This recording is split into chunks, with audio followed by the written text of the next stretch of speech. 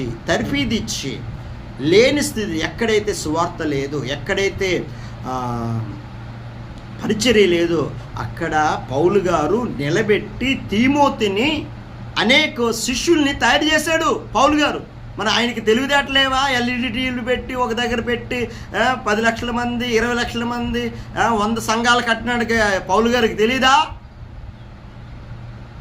తెలుసు కదా.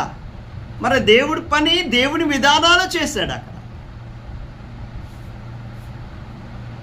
పరిశుద్ధాత్మ నడిపింపు ఉండాలా. దేవుని ఆత్మ చేత నువ్వు ఎప్పుడైతే నువ్వు నడిపిస్తావో అప్పుడు దేవుడు నిన్ను బలపరుస్తాడు అన్ని విషయాల్లో.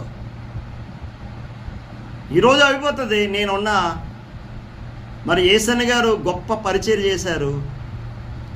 మంచి పోరాటం పోరాడి తిని తుది ముట్టించి తిని యేసన్న గారు చేశారు. తుది ముట్టించాడు. మంచి పోరాటం పోరాడి తుదిముట్టించాడు. ఇప్పుడు యేసన్న గారి పరిచర్య ఎంత దేవుడు ఎంతగా ఆశీర్వదించాడు, ఎంత బలపరిచాడు. 2000 సంఘాలు 3000 సంఘాలు ఎలాగైంది?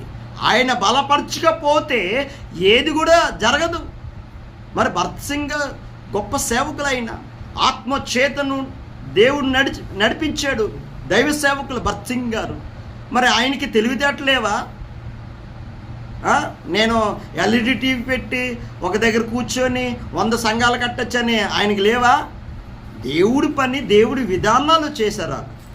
మంచి పోరాటం పోరాడి తిని తుదిముట్టించి తిని యేసన్న గారు అదే చేశారు. భరత్ సింగ్ గారు అదే చేశారు. గొప్ప సేవకులు ఆయన ఒక మాదిరి చూపించారు. ఈరోజు మన జీవితాల్లో యేసయ్య మాదిరి అంటే పౌలు గారు దేవుడి చిత్తాన్ని సంపూర్ణంగా జరిగించారు. ఈరోజు నిన్ను నాకు ఆ పని అప్పచెప్పినప్పుడు మనము సిద్ధపడి అనేకుని సిద్ధపరచాల. ఇవన్నీ కార్యాలన్నీ ముగింపులోకి వస్తున్నాను. ఈరోజు నన్ను బలపరిచిన వాని యందు నేను సమస్తము చేయగలను. అది పరిశుద్ధాత్మ నడిపింపు.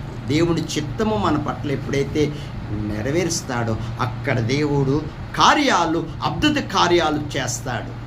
కళ్ళు మూసుకొని ప్రార్థన చేసుకున్న ప్రభువా యేసయ్య నీకే స్తోత్రాలు తండ్రి.